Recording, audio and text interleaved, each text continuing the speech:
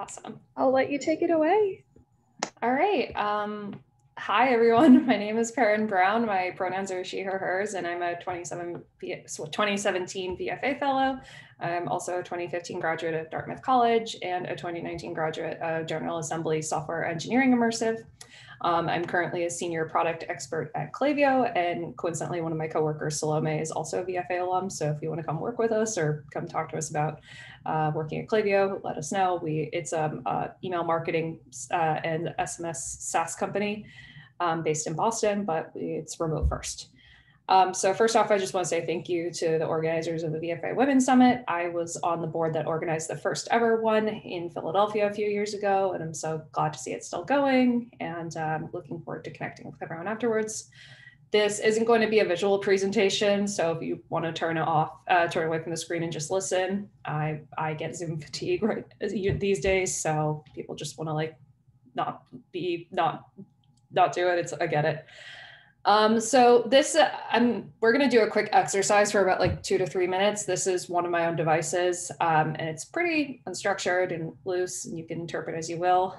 So we're going to take 2 minutes and just write down a list of things that make you happy. Oh, hi, we have someone else coming in. Hi, glad you just joined us.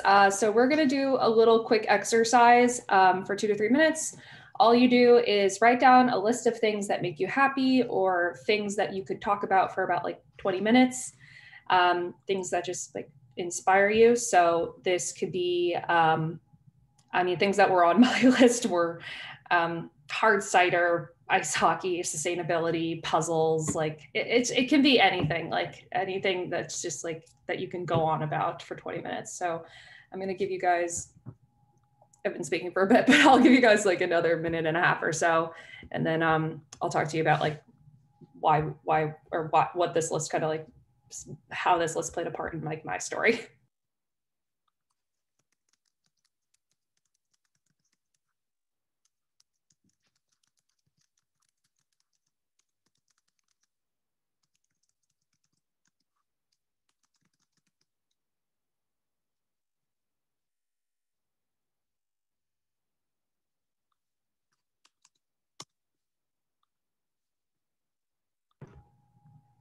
Hey, Emily, we are doing a quick exercise. You're welcome to do it. Just write a list of things that make you happy or things you could talk about for 20 minutes that you're really passionate about.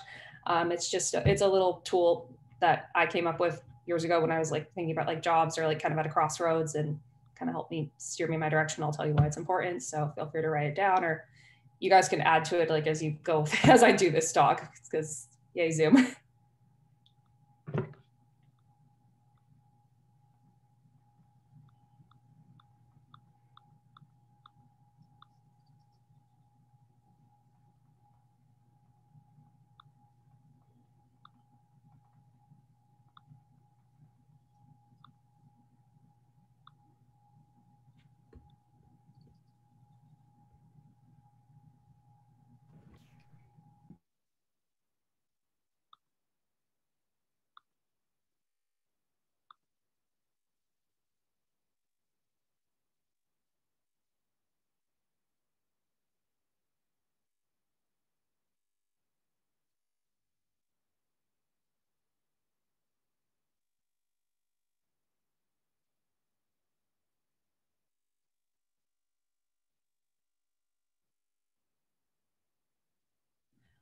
Okay. All right. So I just put the directions so people can. I wish we had there's like pinning in Zoom like you can in Slack, but basically, all right. Everybody wrote or is in the process of writing this list. That's great. Feel free to share during the Q&A with your friends, but absolutely no pressure. This list is ultimately for you. So I made a list like this after VFA, and I'll get to why it was important to me, but I'm going to be talking about moving on up, which can mean a variety of things. But I mean like moving on up in general, not in your job ladder, not above anyone else, but moving on up in terms of growing, like growing into new opportunities, moving to another new city, or moving on from old habits. So this is mostly going to be me telling my story, as well as some really big take at all highlights, highlight the things that you should really make a note of throughout this, just to make it easier. But in order to tell you more about my movement, I'm going to start with a little bit about how and why I got into VFA, my life after VFA, and how my job search happened during the global pandemic. So yeah, that's my timeline is really wonky because time got weird during the pandemic, and as it does after college, if you don't have markers like freshman year, senior year, junior year to make it easier to keep track of stuff. So, and then there's one more expectation I just want to set as you listen to me and these other fabulous speakers and read our bios today. I remember this distinctly from my college graduation because I wasn't partying or hungover. We had this ceremony in the woods with a bunch of speakers, which was really way more casual and more intimate than like what you see on YouTube afterwards with the like celebrity speaker on the big podium. This class elected speaker went up to speak, and she made this really great disclaimer before she got up. She said, after the introducer read her bio, she said, "That's great, but it didn't cover all of the nights of crying, the heartbreak, the dread, and the anxiety that got her to where she was." And that got me thinking, like, in the media and storytelling on social media, we love to share the highlight reel, but like obviously none of it's real. So inspired by that professor, I did talk about that, something similar in my VFA credo. For those of you who don't know, a VFA credo is a speech that we give at training. There are these speeches we give at training camp that cover a variety of topics. And I gave one about my struggle to find a job after college and how discouraging it was, because unlike 3/4 of my VFA class at training camp, I found VFA 2 years out of college instead of immediately out of college. And maybe like a quarter of college graduates, I reread Harry Potter for the umpteenth time to help with my depression. And one of the things that struck me while I read it, which was analogous to that professor's point at that college ceremony, was that Ron, Harry, and Hermione are looking for the Horcruxes, and there's so many stretches of time where they're just like angry, frustrated, hopeless, resentful, and just like miserable. And so I was like, oh, this is something everybody feels. This is normal. So it was nice to see that representation that I didn't know I needed at the time. So my first takeaway is just, in general, everybody's going to show off their highlight reel, and not everybody is going to be able to feel comfortable with or share their lows all the times. Or I would say, like, feel free to talk about your lows with other people, and because they're going to be probably going through something similar, and it's a really great way to not commiserate, but just to feel okay with not feeling okay. So, okay. To go back a little bit more about me, I've always known what I've wanted to do, but I've never known what I've always known what I don't want to do. I've never known what I wanted to do. So after college, I knew I didn't want to go to medical school. I knew I wasn't going to go to law school, and I knew I didn't want to go to get like an MFA in what I majored in. And my major was East Asian Studies with a minor in film. If anyone here did that combination, I will donate $20 to the charity of your choice. No joke, because it's such a unique combination. I've never met anyone who did it. But I found out about VFA because I was working at this really strange spiritual bookstore startup in Los Angeles that was trying to move into being an e-commerce business. And then I saw like some friend from middle school was doing this thing called VFA, and I applied. I ended up getting in, and I did training camp in Providence, RIP. And I ended up in Philadelphia doing marketing for an exercise streaming service. But after 2 years there, I knew that this wasn't what I wanted to do long term, and there weren't really any opportunities to grow, or like there weren't any opportunities to like I didn't see any opportunities for upward mobility.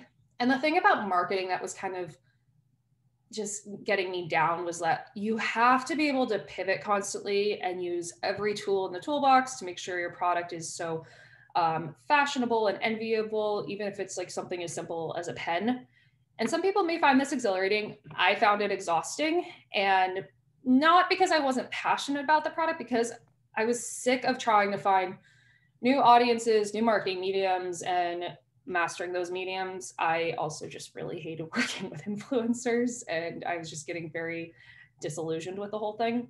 So what did I decide to do next? I haphazardly decided to apply to business school in the spring of 2019. I was kind of already setting myself up for failure because I didn't have enough time to study for the GMATs, which is one of the admissions tests. Most of the class had been filled because business school is kind of like on a rolling acceptance basis for the incoming class. So I had a really small percentage of getting in already. And then I also only applied to one. So my chances were not great. And I also, like, another flag that I should have seen was, like, I absolutely despised the essay questions and what the interviewer was asking me. And I hated studying for the standardized test. And we all know standardized tests can be kind of BS, but at the same time, it's kind of an indicator of what kinds of questions you'll be getting on the daily. So I didn't understand. I was like, I don't think I looked at a business case until like afterwards. I said, oh, yeah, I don't want to do this. I'm glad I'm not doing this. And I actually spoke to the former CEO of VFA, Amy, who went to NYU Stern when she was in Philly. And I asked her about it. And her response was, the only good thing that came from business school is that, like, I met my husband and I found a good network, but you have a better network with VFA. VFA has like some of the most interesting people I've ever met. And even though she told me this, I made the mistake. I didn't really listen to her and I still applied anyways, but I will tell you later how invaluable the VFA network helped me later. So not surprisingly, no business school, no media, did not get in with a mediocre test score and little direction on how I wanted to contribute to the business world. But it turns out that was a blessing in disguise, because little did I know that most folks that did it went into consulting, just fine if that's like what you want to do. But there was little to no focus on entrepreneurship. And I went to my grandma's house and I cried on the beach and did coloring books. And that's when I made my list. And the list didn't solve all my problems, but it did give me a chance to think about like what subjects, what ideas, like everything, what made me happy or excited, because those were two things that I was severely lacking in my life at that point. And something that was on the list was puzzles. And I'd heard that coding was kind of like doing a puzzle. So I thought to myself, okay, let's do some research and see like what's out there and maybe I'll find something. Here's another big takeaway. Google is your best friend. And I say this because if there's something on the list that is like obscure as like mushroom foraging, maybe there's an opportunity to do that professionally. Maybe there's a fellowship for it. You know, like you really won't know until you start searching for the things that you want instead of waiting for them to come to you.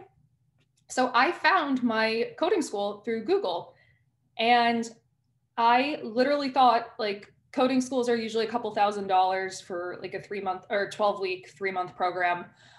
But I actually found out there was one in my state, in the town next to my hometown. Or I'm from Connecticut, so there was one in the town next to where I grew up. And it was available for Connecticut residents. And it was free. And guess who was too lazy to change her state ID to Pennsylvania? This gal. So I got a free coding school as a Connecticut resident and moved back in with my parents before the pandemic made it cool.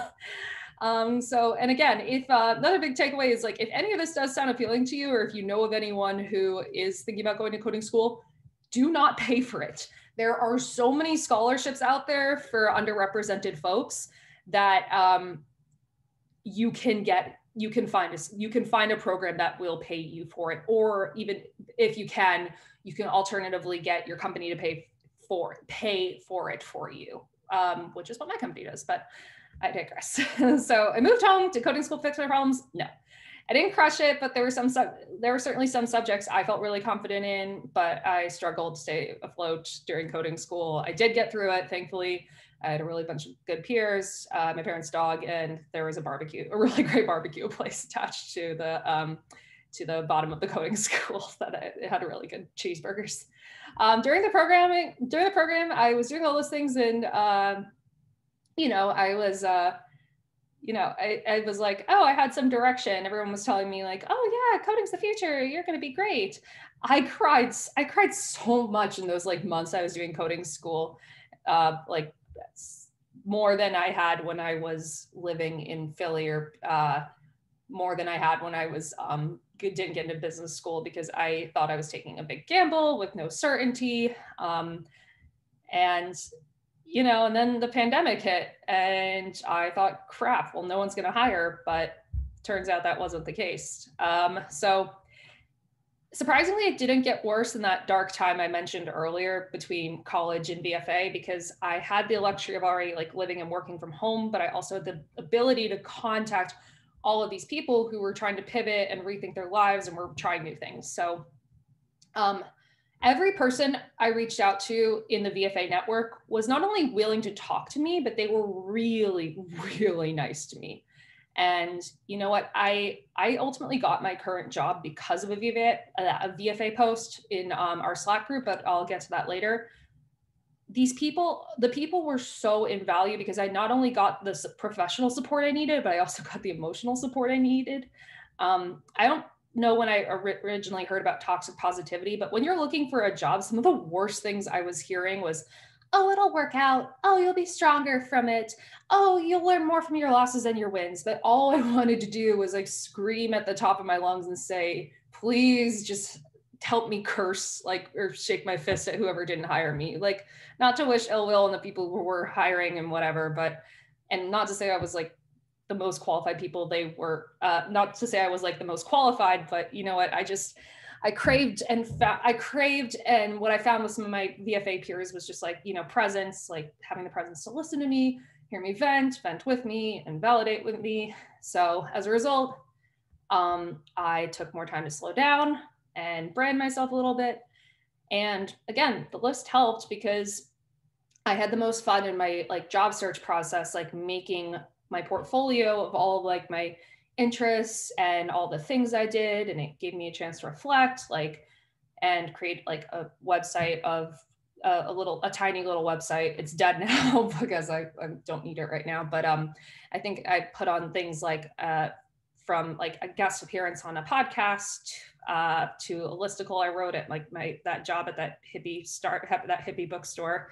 And looking back all those accomplishments, it was really nice to like get a sense of pride, renew my sense of pride, and think about like all the things I hadn't done. So to that point, I say it's really easy right now to like make a brand on social media that focuses on like one thing. Don't do that, because it's so easy to like put yourself in a box and say like, oh yeah, I'm the cooking gal or I'm the coding gal. But you know what, we're so much more like multifaceted and complex and deep that, yeah, it's a tough paradigm to like navigate on social media and like on LinkedIn. But I think showing off your diverse interests is a real asset, and it gives you a chance to connect with more folks. So, try to tell people more about your list, or share some things, share more than one thing from your list if you can. So I spoke with a lot of different fellows, had at least 2 different virtual reunions with my class, and got further in the application process for all the VFA jobs I applied for, as opposed to like the ones I was seeking on the random internet job boards. And some of the most important things I also gained out of the conversations with VFA folks were look at e-commerce. Do not go into Amazon, Facebook, Netflix, or Google, because they have really intense and burning. There's a lot of burnout with the application process. So I also helped me figure out what values I was looking for a company subconsciously. I knew I wanted to keep working for startups, preferably a later stage startup that had a more established HR department and more processes in place, but that was still like flexible enough to let me come up with my own projects.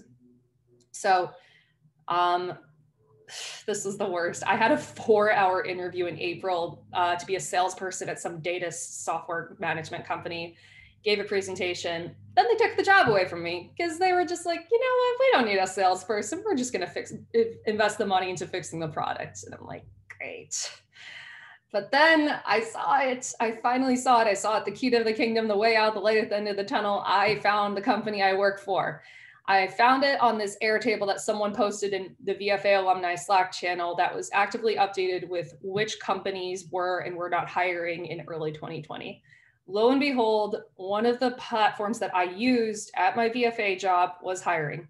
And they really like folks from coding school I'd gone to because their old office used to be next to them. So I apply, I nailed the test, and I started my job on June 1st of 2020. And yes, my bio sounds cool, and I did get the job, but it doesn't account for all the tears, the breakdowns, and the shame I felt. I cried during coding school. I cried before VFA. I cried during VFA. I cried after VFA. I cried recently because I didn't get the transfer I wanted, but I'm still here. I'm kicking ass at my job. I'm learning how to love myself better and learning how to better support my friends. It's so friggin' easy right now to get caught up with all these different lists and awards that come out every year and get down on yourself. But you know what? This is my favorite quote. Comparison is the thief of joy. I think about this quote so much because you know what? You only should really compare, like, the only person you should be comparing is like yourself with yourself. And I know that sounds silly, but it's like, I'm proud of like the person that I am now, as opposed to the person I was when I was applying to business school. And I like want to go give that person a hug and tell her like, you need to work on you. So that's my story. And my company's hiring like crazy if you want to join or talk about this or my other endeavors. Right now, my side hustles include a children's book on LGBTQ plus terms and an Instagram blog about gluten-free food. And yeah, let's do some Q&A. I know I jumped around a lot, but I don't know. I hope you guys got something from this. Thank you so much. I thought that was wonderful, and I just really appreciated your message of like getting through hard times and being transparent about how there really are hard times and it's not just sunshine and roses all the time. Anyone else have any questions from our attendees?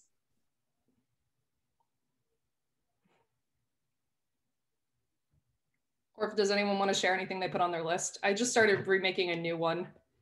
I was just thinking that was just a really, as someone who knows you, Kara, that was just a really, really impactful, wonderful story, and just very vulnerable. And I think that's something that's really missing in a lot of conversations, especially about, just finding yourself and finding your passions. I think vulnerability can be really out of it sometimes. And it really is just another example of something that can really make someone exceptional and stand out as someone who's willing to be vulnerable. Yeah. So thank you. Thanks. What coding language did I learn? Here's the thing about coding school, which is obnoxious.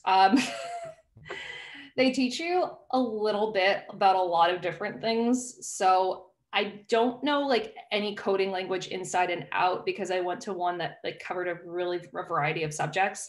The ones we did kind of focus on were HTML and CSS, which are the building blocks of every single website, a little bit of JavaScript, a little bit of Ruby on Rails, and I feel like there was something else in there that I'm forgetting, but those were the ones I focused on. I do use HTML, CSS a lot in my day-to-day job. So if you are thinking about doing some coding, I would say there are a bunch of really great free online tutorials like codeacademy.com, where you can just take a specialized course in HTML and CSS and just get like coding school or just like coding basics per se. So that's what I would suggest. What do I think is next for me and where do I want to go? I don't know. I don't know what I want to do. I still don't know what I want to do. I know what I don't want to do. I don't think I want to go into like an engineering heavy role per se. I haven't ruled out product management yet. I'm thinking about that. The problem is it's obnoxious to break into and you have to have experience, and you have to have experience. Like most companies won't look at your resume unless like you went to school for it or unless you have previous experience doing it. And my company's making it a little bit tough right now to do that, make that horizontal shift. So I'm thinking about it. I just have to figure out like how to do it or how to like kind of test the waters per se. But yeah, that's something I'm thinking about. I'm also thinking about like different departments at my job, maybe going into like a more customer facing role and doing more account managing. But TBD, I'm still like in the process of talking to as many people as possible. So ask me in a year.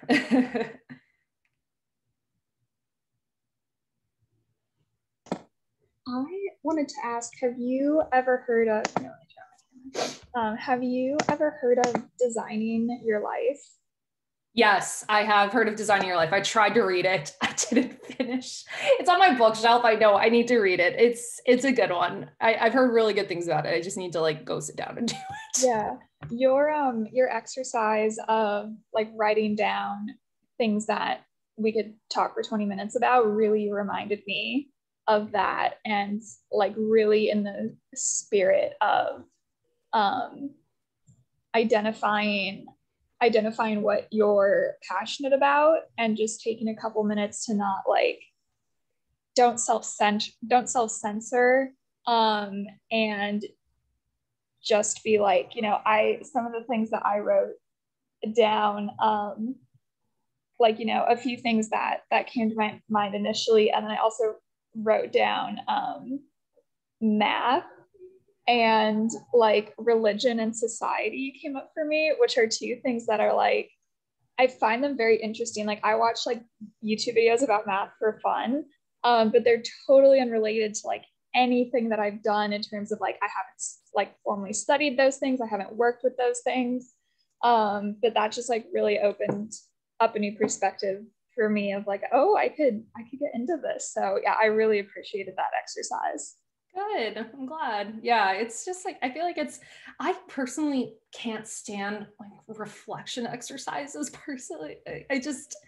They're too overwhelming for me. So this is kind of just like if you're like me and it just that stuff freaks you out or just makes you get down on yourself, it's just a nice way to like look at just who am I or what do I like? What do I like?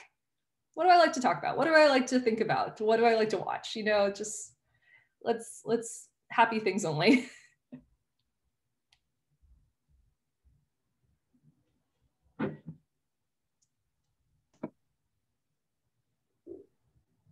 Any other questions from folks?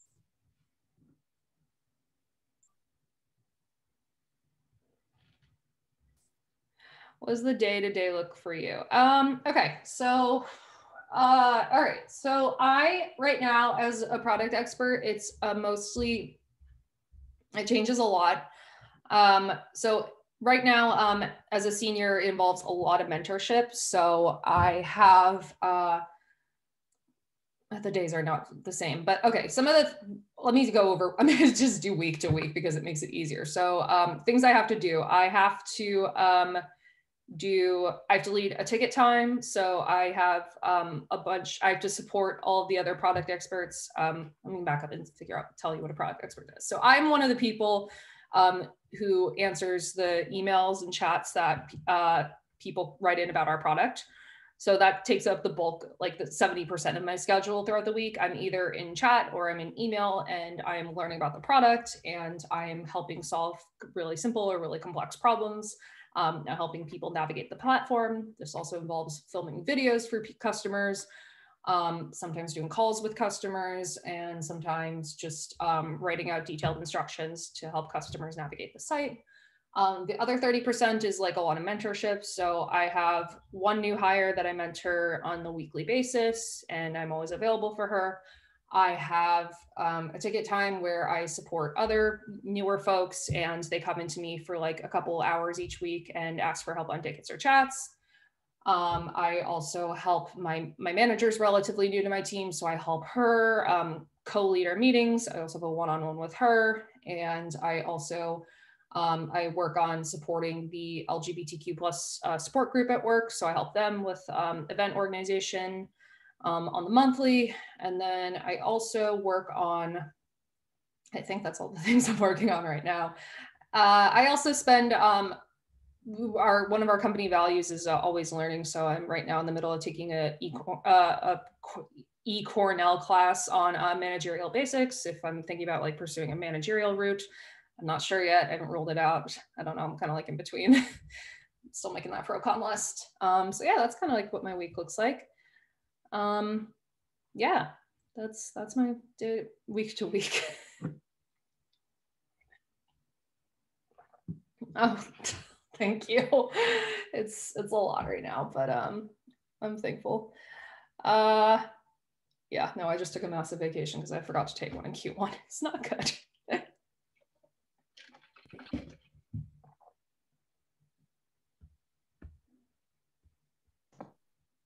Would anyone like to share anything on their list, especially anything kind of like interesting or surprising that came out of that exercise? I would love to hear from other people.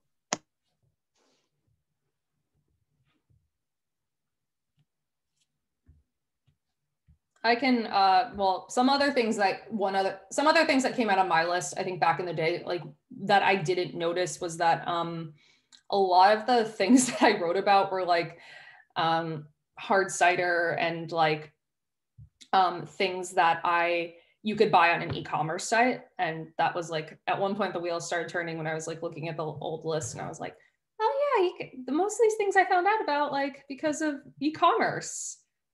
And now I work for a business that primarily supports e-commerce businesses. So that was also like something that was like another aha moment.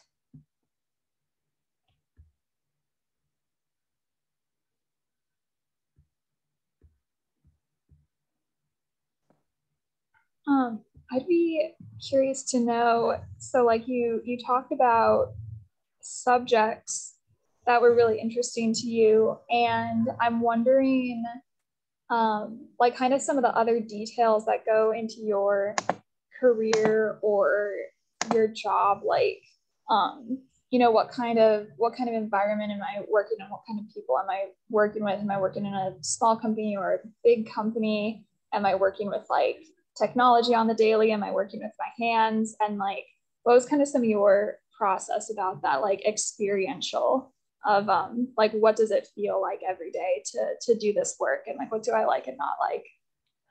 I would say the other, I think I'm I hope, let me know if I didn't answer this question or I didn't interpret it correctly. But I think one of the things that I also give to, one of the pieces of advice I give to people when they're interviewing or like trying to figure out what kind of company they want to work for is, when you're interviewing at a company, the company's not only interviewing you, you can interview the company. So ask questions what their day-to-day is like what are some of the company values, what do they like and not like about their job, like what are some things that they think could be improved. So I think that's what you were getting at. Or were you asking like what my preferences were? No, that's really helpful. I was also interested in like some of your specific preferences and anything that um, came out of that. Like I don't know, I historically I haven't been like a numbers person, but like whenever I'm like working with data and spreadsheets, I'm like, I love this so much. I can do this for hours. So that's kind of like a discovery for me. Yeah, so for me, I knew like one of the other things that came out when I was talking to VFA fellows was, or when I was looking at like what kind of job, because there's so many like straight up engineering jobs that come out of that you can apply for after you go through a coding school. I knew I didn't want to do straight up engineering. I knew I still wanted a customer facing role or like a people facing role, but something that wasn't just me coding projects all day. I like that I get to talk to other people on the daily, whether it's customers or whether it's coworkers or whether it's other people in other departments at my company, and influence processes or come up with strategies to optimize the product or optimize the customer journey. So I knew I wanted something. And I think at one point I mentioned it's, I liked being at a startup, like, because VFA, it's like, I don't know what the guidelines are now, but it's something like under 50 employees, or I don't know if they've changed just because like pandemics and stuff, but it's like under 50 employees, under a certain amount of money, and less than 5 years old. I knew I wanted like the opposite of that, but not something as massive as like an Amazon or a Google, something like later stage that maybe wasn't public yet. So that's kind of how I narrowed down for mine. Great. Thank you so much. Any final questions or comments before we move to our break?